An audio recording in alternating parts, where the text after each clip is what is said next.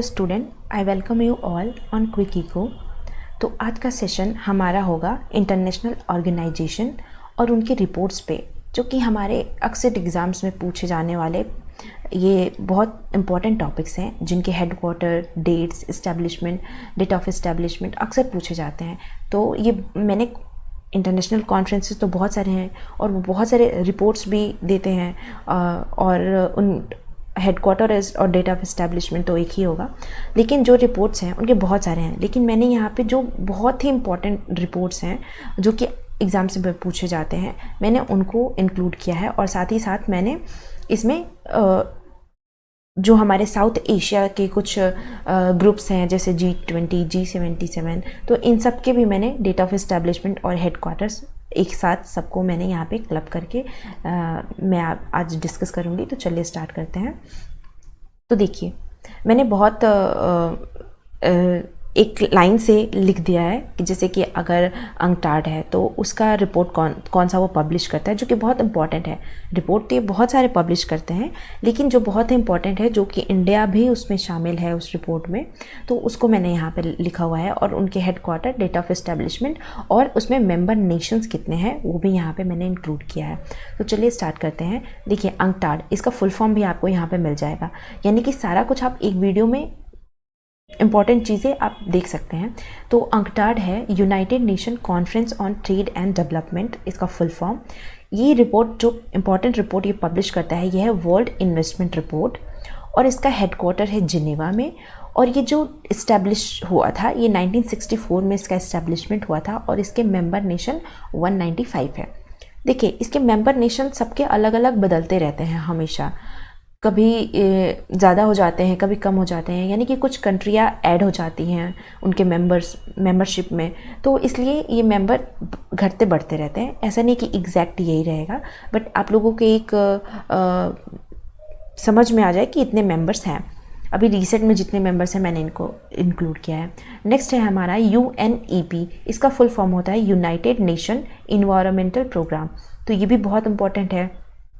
आजकल हमें हर एक जितनी भी रिपोर्ट्स हैं, जितने भी ऑर्गेनाइजेशन हैं, वो इन्वायरमेंट के लिए बहुत ही सेंसिटिव हो गए हैं और वो हमेशा अपना आउटलुक देते रहते हैं। तो ये जो है इनका UNEP जो ये पब्लिश करता है ग्लोबल इन्वायरमेंट आउटलुक और एक्शन ऑन एयर क्वालिटी, तो ये भी बहुत इंपॉर्टेंट है। और इसका हेडक्वार्टर है नैरोबी, केन्या में। इसका डेट ऑफ इस्टेब्लिशमेंट है 5 जून 1972, और इसके मेंबर्स जो नेशन है वो 193 नेशंस हैं।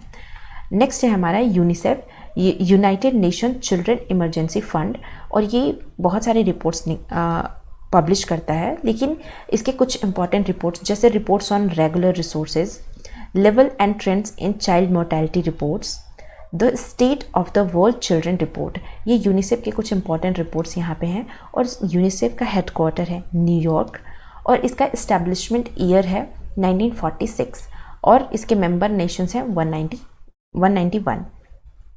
अब हम चलते हैं वर्ल्ड इकोनॉमिक फोरम। तो वर्ल्ड इकोनॉमिक फोरम बहुत इंपॉर्टेंट ऑर्गेनाइजेशन है, जो कि रिपोर्ट पब्लिश करता है ग्लोबल कॉम्पिटिटिवनेस रिपोर्ट। तो ये हम अक्सर सुनते हैं कि ग्लोबल कॉम्पिटिटिवनेस रिपोर्ट में रैंकिंग कितनी है। तो आज मैंने तो रिपोर्ट्स, हेडक्वार्टर और जो इसके बेसिक चीज़ें हैं आज मैं डिस्कस करूँगी, और जो इसके करंट सिनेरियो, जैसे कि इसके रिपोर्ट्स में इंडिया का क्या रैंकिंग है, वर्ल्ड में फर्स्ट रैंकिंग किसकी है, तो मैं ये इसको दूसरे वीडियो में डिस्कस करूँगी। ये दूसरा रिपोर्ट पब्लिश करता है travel and tourism competitiveness report, और थर्ड है ग्लोबल इंफॉर्मेशन टेक्नोलॉजी रिपोर्ट। और इसका जो हेडक्वार्टर है ये है कोलोनी, स्विट्ज़रलैंड में, और डेट ऑफ इस्टेब्लिशमेंट है 1971, और इसके मेंबर नेशन है 193। नेक्स्ट चलते हैं, हम अब देखेंगे अपने नेक्स्ट ऑर्गेनाइजेशन और वो कौन कौन से रिपोर्ट्स पब्लिश करते हैं। तो नेक्स्ट है हमारा UNESCO, United Nation in educational, scientific and cultural organisation, और ये रिपोर्ट पब्लिश करता है ग्लोबल एजुकेशन मॉनिटरिंग रिपोर्ट, और इसका हेडक्वार्टर है पेरिस, फ्रांस में। देखिए, हेडक्वार्टर पेरिस में है और पेरिस फ्रांस में है, तो इसलिए पेरिस, फ्रांस। और डेट ऑफ इस्टेब्लिशमेंट है इसका 4 नवंबर 1946, और इसके मेंबर नेशन है, देखिए इसके मेंबर्स हैं 193 और इसके 12 एसोसिएट मेंबर्स भी हैं, तो इसलिए मैंने इसको भी इंक्लूड कर दिया है यहाँ पे। उसके बाद आता है IMF। अब देखिए IMF और वर्ल्ड बैंक, इनको हम ट्विंस भी कहते हैं, और क्योंकि ये एक साथ इनको इस्टेब्लिश किया गया था, तो इंटरनेशनल मॉनेटरी फंड इसका फुल फॉर्म है। और ये जो रिपोर्ट पब्लिश करता है ग्लोबल फाइनेंशियल स्टेबिलिटी रिपोर्ट और वर्ल्ड इकोनॉमिक आउटलुक। तो देखिए बहुत डिफरेंस है, global economic outlook, world economic outlook. अभी हमने पीछे देखा था ग्लोबल इकोनॉमिक आउटलुक और ये यहाँ पे वर्ल्ड इकोनॉमिक आउटलुक, तो ये दोनों डिफरेंट है। और हेडक्वार्टर इसका वॉशिंगटन DC में, और इसका इस्टेब्लिशमेंट ईयर है 1944 और इसके मेंबर नेशन है 190 नेशन। अब हम आते हैं एशियन डेवलपमेंट बैंक पे। तो एशियन डेवलपमेंट बैंक जो है ये एशियन डेवलपमेंट आउटलुक रिपोर्ट जारी करता है और इसका हेडक्वार्टर है मनीला, फिलीपींस में, और इसका इस्टेब्लिशमेंट ईयर है अगस्त 1966 और इसके मेंबर नेशन है 68।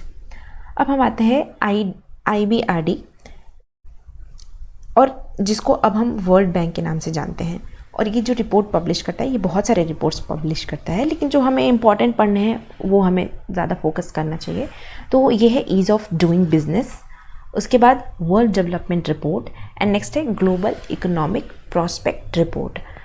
और इसका भी जो हेडक्वार्टर है ये वॉशिंगटन DC में है, और इसका इस्टेब्लिशमेंट ईयर है जुलाई 1944 और इसके मेंबर नेशन है 189 नेशन। अब हम देख लेते हैं कुछ इम्पॉर्टेंट और ऑर्गेनाइजेशन, जैसे कि इंटरनेशनल लेबर ऑर्गेनाइजेशन। ये जो रिपोर्ट पब्लिश करता है जैसे कि world environmental and social outlook, और रिपोर्ट है इसके वर्ल्ड ऑफ वर्क रिपोर्ट, फिर वर्ल्ड सोशल प्रोटेक्शंस रिपोर्ट और ग्लोबल वेज रिपोर्ट। तो ये इंपॉर्टेंट रिपोर्ट्स है जो कि इंटरनेशनल लेबर ऑर्गेनाइजेशन पब्लिश करता है। इसका हेडक्वार्टर जिनेवा में है और जिनेवा स्विट्ज़रलैंड में है। इसका इस्टेब्लिशमेंट ईयर है 1919, जो कि बहुत पहले ही इस्टेब्लिश हुआ था इसका, और इसके मेंबर नेशन है 187 नेशन।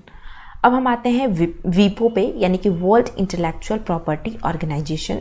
ये बहुत ही इम्पॉर्टेंट है। जितने भी वर्ल्ड इनोवेशन रिपोर्ट होते हैं और जितने भी प्रॉपर्टी राइट से रिलेटेड रिपोर्ट्स होते हैं, ये वर्ल्ड इंटेलेक्चुअल प्रॉपर्टी ऑर्गेनाइजेशन ही पब्लिश करता है।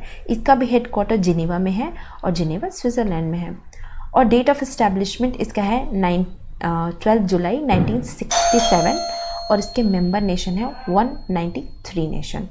अब हम आते हैं सस्टेनेबल डेवलपमेंट सोल्यूशन नेटवर्क पे। तो ये जो रिपोर्ट जारी करता है वर्ल्ड हैप्पीनेस रिपोर्ट। ये अक्सर हम सुनते हैं कि इंडिया वर्ल्ड हैप्पीनेस रिपोर्ट में पाकिस्तान से भी पीछे हो गया है। तो ये जो ऑर्गेनाइजेशन जारी करता है इसका नाम है सस्टेनेबल डेवलपमेंट सोल्यूशन नेटवर्क। अब हम आते हैं इसका हेडक्वार्टर। तो हेडक्वार्टर इसका है पेरिस, फ्रांस में, और इसके कई सारे हेडक्वार्टर अलग अलग जगह पे हैं। पेरिस में है और कुलाला लुम्पुर, फिर मलेशिया एंड न्यूयॉर्क। तो ये कुलाला लुम्पुर मलेशिया में है और न्यूयॉर्क USA में है। तो इसके यहाँ हेडक्वार्टर्स हैं, और ये लॉन्च हुआ था 2012 में और इसको 2015 में अडॉप्ट किया गया, और इसके मेंबर्स हैं 144।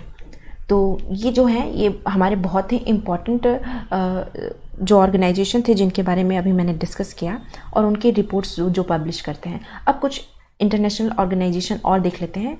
वो रिपोर्ट्स उनके बहुत इंपॉर्टेंट नहीं है, लेकिन वो कहाँ उनका हेडक्वार्टर है, उनके मेंबर नेशन कितने हैं और उनका डेट ऑफ इस्टेब्लिशमेंट, ये अक्सर एग्जाम में पूछा जाता है। तो मैंने इसको यहाँ पे इंक्लूड किया है। जैसे कि न्यू डेवलपमेंट बैंक, ये बहुत रिसेंट में बना है और इसका हेडक्वार्टर है संघाई, चाइना में, और इसका इस्टेब्लिशमेंट जो डेट है वो जुलाई 2014, और इसको इस्टेब्लिश किया था ब्रिक्स ने ही, और जिसके मेंबर नेशन है वो 5 हैं। उसके बाद ग्रुप ऑफ 20, ग्रुप ऑफ 77 और ग्रुप ऑफ 24, ये अक्सर हम सुनते हैं। तो ये देख लेते हैं कि ग्रुप ऑफ 20 का जो हेडक्वार्टर है वो कहाँ है। तो ये इसका कनकन है, ये मैक्सिको में है, और इसका इस्टेब्लिशमेंट ईयर है 1999 और इसके मेंबर नेशन है 20। उसके बाद आते हैं ग्रुप ऑफ 77। तो इसका हेडक्वार्टर न्यूयॉर्क में है और इसके जो इस्टेब्लिशमेंट ईयर है 1964 और इसके मेंबर नेशन है 134। ग्रुप ऑफ 24, इसको हम G24 भी कहते हैं और इसका जो हेडक्वार्टर है ये वाशिंगटन DC में है। इसका जो इस्टेब्लिशमेंट है ये 1971 में हुआ था और ये क्या है, इसको हम अ चैप्टर ऑफ G77 भी बोलते हैं। अब आते हैं the Shanghai corporation organisation SCO। ये इसका हेडक्वार्टर बीजिंग चाइना में है और इसका जो इस्टेब्लिशमेंट ईयर है वो 2001 है। अब देखिए इसके जो मेंबर नेशन है ये कई पार्ट में डिवाइड हैं, जैसे कि इसके मेंबर स्टेट 8 हैं, ऑब्जर्वर स्टेट 6 हैं, डायलॉग पार्टनर 6 हैं और गेस्ट अटेंडेंस 4 हैं। उसके बाद एशियान पे आ जाते हैं, जो कि इसका हेडक्वार्टर जकार्ता में है और ये इंडोनेशिया में, जकार्ता इंडोनेशिया में है। और अगर हम डेट ऑफ इस्टेब्लिशमेंट ईयर की बात करें तो 1967 है और इसके 10 मेंबर्स हैं। यानी कि ये जो साउथ ईस्ट एशियन नेशन है इसके बीच में ये ट्रेड से रिलेटेड ऑर्गेनाइजेशन है। उसके बाद हम आते हैं IFC इंटरनेशनल फाइनेंस कॉरपोरेशन। इसका जो हेडक्वार्टर है वॉशिंगटन DC में है और इसका स्टेशन हमने डिस्कस किए। इसके हेडक्वार्टर और इस्टेब्लिशमेंट ईयर बार बार एग्ज़ाम्स में पूछे जाते हैं और हमें बहुत ढूंढना पड़ता है, तो इसलिए मैंने कोशिश की कि एक ही वीडियो में आप लोगों को सारी चीज़ें प्रोवाइड करूं। आई होप आप लोगों को ये अच्छा लगा होगा। Thank you so much students and stay tuned.